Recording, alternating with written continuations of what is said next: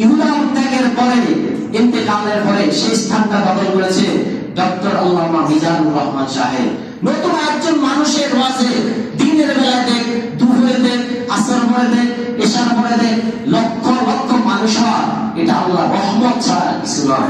তবে একটা সাইন বলে যাচ্ছে আপনাকে, এটা কোরআনের বিজয়ের কি শুভ লক্ষণ। কথা কি বুঝতে পারছি না?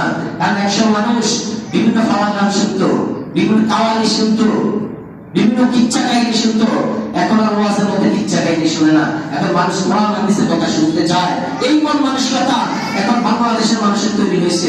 আমরা চাই এ দেশে একজন ভালো লিডার আমাদের জন্য আসুক, যিনি কোরআন দিয়ে রাষ্ট্র পরিচালনা করবে। তিনি যদি ডক্টর মিজান আজহারি হয়, কোরআন দিয়ে রাষ্ট্র পরিচালনা করলে আমাদের মানতে সমস্যা কোথায়? ঠিক কিনা? আপনারা কোরআনের পক্ষে থাকবেন তো ইনশাআল্লাহ?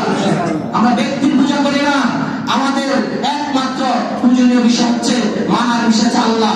আর এই আল্লাহর বিধান আল্লাহ সরাসরি সে জমিনে বলে দেন নাই, তার মাধ্যমে বলে দিয়েছেন নবী মুহাম্মদ রাসূলুল্লাহ সাল্লাল্লাহু আলাইহি ওয়াসাল্লামের মাধ্যমে এই আল্লাহর বিধান এই জমিনে কায়েম করেছে। ঠিক কিনা? সেটা মানতে রাজি আছেন তো ইনশাআল্লাহ? আল্লাহ আমাদেরকে মানার তৌফিক দান করুন। তো ঈমানদারের একটা কার্যকলাপ হচ্ছে অসার কথাবার্তা থেকে তারা বিরত থাকবে। 4 নম্বরে আল্লাহ বলেছেন ওয়াল্লাযীনা হুম লিযাকাতি ফাইলুন, যাকাতটা যথাযথভাবে আদায় করে দিবেন। যাকাতকে জরিমানা মনে করে না। এখন তো যাকাতের কাপড় দিতে গিয়ে নাম ফুটানোর জন্য অনেক সময় কি করে বড় লোকেরা নির্বাচন করবে, এই জন্য আগে যাকাতের কাপড় দেয়, আর দেওয়ার সময় বলে দেয় ভোটটা কিন্তু আমরা অমুক বাইরে দিও। ঠিক কিনা? এই যাকাত কি যাকাত হবে? যাকাত দিতে হবে। মালিকের নিসাব যদি হয় 40 ভাগের 1 ভাগ আল্লাহর রাহে দিতে হবে। 1 তোলা 1 ইঞ্চি কম দেওয়ার সুযোগ নাই। এটা হচ্ছে ঈমানদারের বৈশিষ্ট্য। তাহলে যাকাত ইনশাআল্লাহ আমরা দিব তো ইনশাআল্লাহ। এরপর আল্লাহ বলতেছেন ওয়াল্লাযীনা হুম লিফুরুজিহিম হাফিজুন, যারা নিজেদের যৌনাঙ্গকে সংযত রাখে, অর্থাৎ লজ্জাস্থানের হেফাজত করে। এখানে লজ্জাস্থানের হেফাজতের জন্য আপনি তো বলবেন তাইলে আমি কি করব? আল্লাহ পাক বিবাহের সুব্যবস্থা, বন্ধনের সুব্যবস্থা করে দিয়েছেন। তোমার হালাল স্ত্রীর কাছে যদি গমন করো এটা দোষ হবে না। আগে দাসী কথা ছিল, ওইখানে গমন করাটা তোমার জন্য দোষ হবে না। তবে এর বাইরে তালাশ করাটা অপরাধ। বুঝেন না এই কথাটা?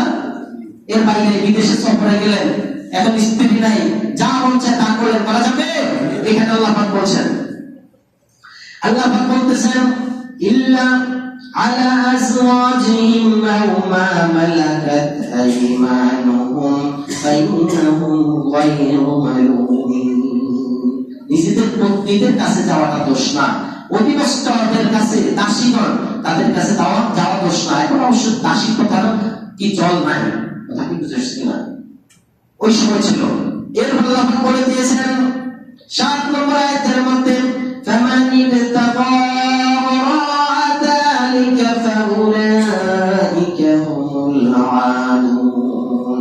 এর বাইরে অর্থাৎ হালাল স্ত্রীর বাইরে অন্য কোথাও কেউ যদি অর্থাৎ অপকর্ম করতে চায়, জিনা করতে চায়, ব্যভিচার করতে চায়, নিজের স্ত্রীকে ভালো লাগে না, আরেকজনের স্ত্রীকে ভালো লাগে, এরকম যদি কেউ করতে চায়, এরা সীমা লঙ্ঘনকারীদের অন্তর্ভুক্ত।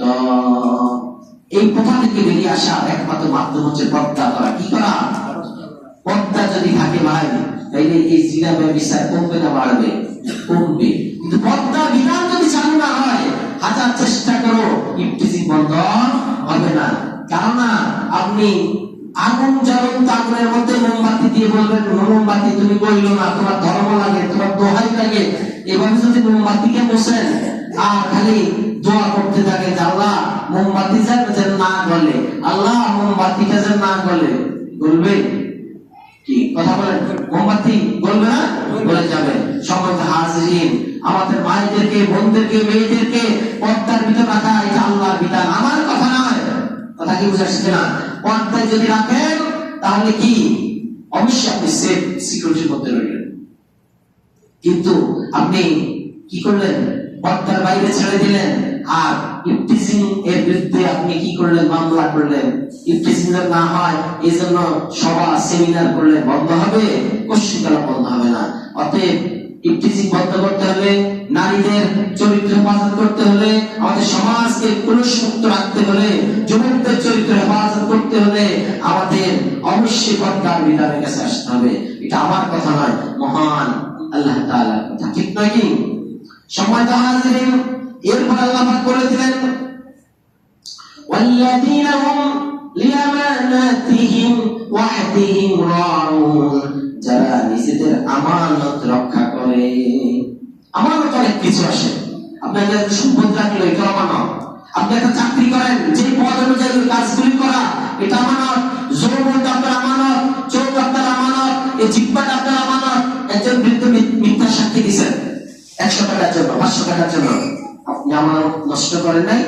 চোখ দিয়ে চালান, সোজা মুখে হাঁটার সময় রাস্তার দিকে তাকাইবা, এবার আপনি কানায় কানায় চাইলেন অন্য দিকে, খারাপ দিকে, আমানত আপনি কিন্তু রক্ষা করেন নাই।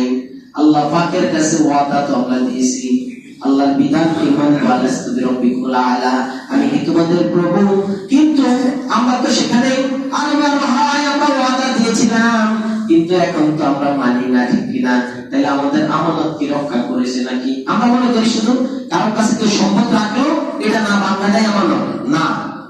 সকল ক্ষেত্রে আপনি মেম্বার, আপনি ওয়ার্ডের আমানতদার, কথা কি বুঝাচ্ছি? আপনি চেয়ারম্যান, ইউনিয়ন আমানতদার, এমপি, এই উপজেলার আপনি আমানতদার, আপনি দেশের প্রধান, আপনি দেশের আমানতদার, কথা কি বুঝাচ্ছি কিনা? লুটপাট করে খাওয়ার সুযোগ ইসলামে নাই, কথা কি বুঝাচ্ছি কিনা?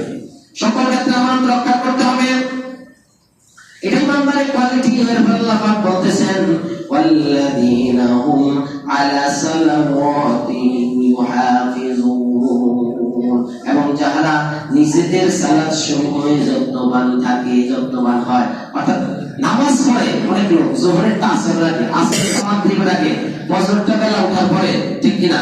এই ব্যাপারে কিছু কথা বলতে হয় আমাদের মা বোনদেরকে। অনেক মা বোনেরা নামাজ পড়েন কিন্তু এটা দেরি করে ফেলেন। মায়েদেরকে বলছি যে মায়েরা, যে আপনারা নামাজ পড়বেন, অনেক সময় দুপুর বেলা গা গোসল দেওয়ার জন্য, সাংসারিক কাজ করার জন্য, বাচ্চা কাচ্চা গুছাইতে গিয়ে নামাজটা পড়তে অনেক মায়েদের দেরি হয়ে যায়। আমি আপনাদের আকুল আবেদন করবো, আল্লাহর পক্ষ থেকে মেসেজ দিচ্ছি, আল্লাহ পাক বলছেন তোমরা তোমাদের নামাজ যথাসময় পড়ো, কথা কি বুঝে আসছে কিনা? আপনার কাজ যদি থাকে মাঝখান দিয়ে ওযু করে নামাজ পড়ে ফেললে সমস্যা তো নাই।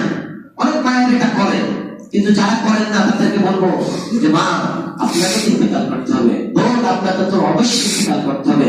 অতএব আপনার হাতে যদি অনেক কাজ থাকে তাহলে আপনি মাঝখান দিয়ে ওযুটা করে শরীর পবিত্র থাকলে নামাজটা পড়ে ফেলো, ঠিক কিনা?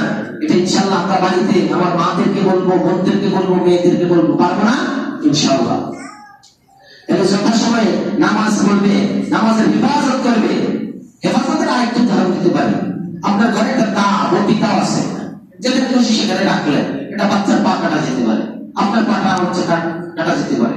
আর হেফাজত হচ্ছে সেফ, অর্থাৎ যেই জায়গায় রাখলে কারো পা কাটা যাবে না, হারিয়ে যাবে, ওটার নাম হচ্ছে হেফাজত, ঠিক আছে? যেমন স্বর্ণকলা যেভাবে রাখেন চোখের সামনে রেখে দেন না, ঠিক নামাজটা পড়তে হলে আপনি অবশ্যই প্রথম ওয়াক্তে আপনাকে আদায় করে নিতে হবে। বলে ইচ্ছা আছে কিন্তু দেরিতে পড়লে, ওয়াক্ত যায় যায় সময় পড়লে, ঠিক কিনা? হেফাজত হইল হেফাজত। এই জন্য আল্লাহ পাক বলছেন তোমরা নামাজের যথাযথ হেফাজত করবে।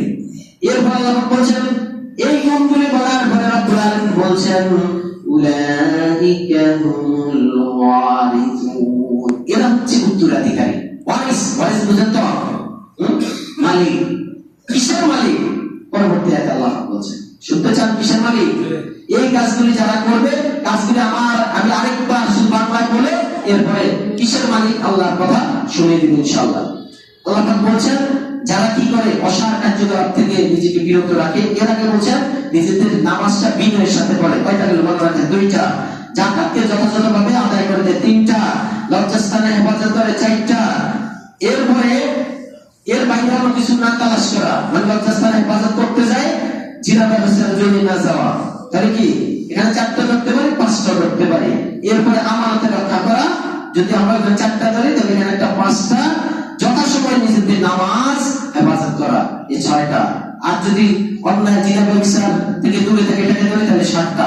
এই 7টা কোয়ালিটি যার মধ্যে আছে আল্লাহ পাক বলছেন উলাইকা হুমুল ওয়ারিসুন, এরা হচ্ছে উত্তরাধিকারীর মালিক। কিসের মালিক?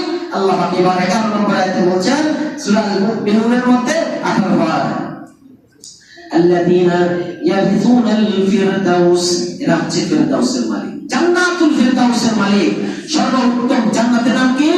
জান্নাতুল ফেরদাউস। এই ফেরদাউসের মালিক। হুম ফিহা খালিদুন, এরা অনন্তকাল এই জান্নাতে থাকবে, কেউ তাদেরকে জান্নাত থেকে বের করবে না। আপনারা কি সেই জান্নাতের মালিক হতে চান? যদি চান তাহলে যে আলোচনাগুলি করলাম